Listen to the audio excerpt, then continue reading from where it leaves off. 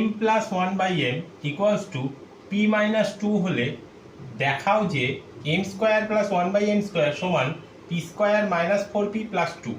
তাহলে আমাদের এটা LHS আর HS অর্থাৎ দুই সাইড প্রমাণ করতে হবে বাম পক্ষ ডান পক্ষ সমান। তাহলে আমরা লিখে নিই LHS m square plus 1/m square, m square মানে m এর হোল স্কোয়ার এবং প্লাস 1/m স্কোয়ার মানে 1/m এর হোল স্কোয়ার। এবার এটাকে আমরা ভাঙবো হচ্ছে যেমন a স্কোয়ার প্লাস বি স্কোয়ারের ফরম্যাট, সেই ফরম্যাট অনুযায়ী আমরা ভাঙবো a plus B whole square minus 2ab এই ফরম্যাটে ভাঙবো।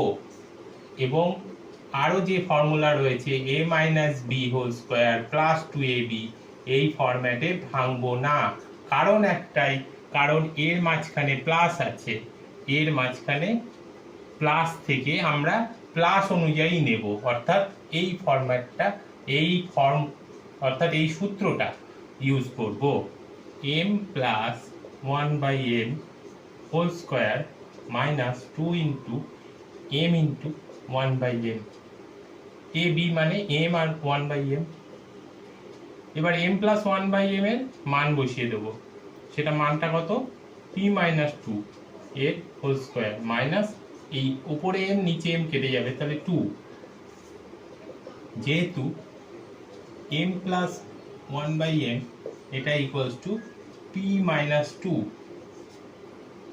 তাহলে এটা আবার কি পেয়ে গেলাম a মাইনাস বি হোল স্কোয়ারের ফর্মুলা। তাহলে a minus B whole square মানে p square minus 2 into p into 2 plus 2 square minus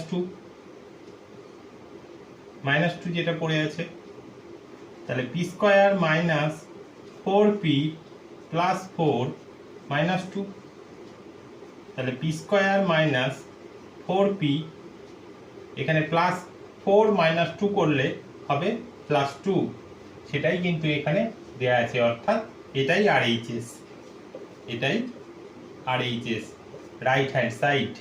সুতরাং left hand side equals to right hand side. Proved.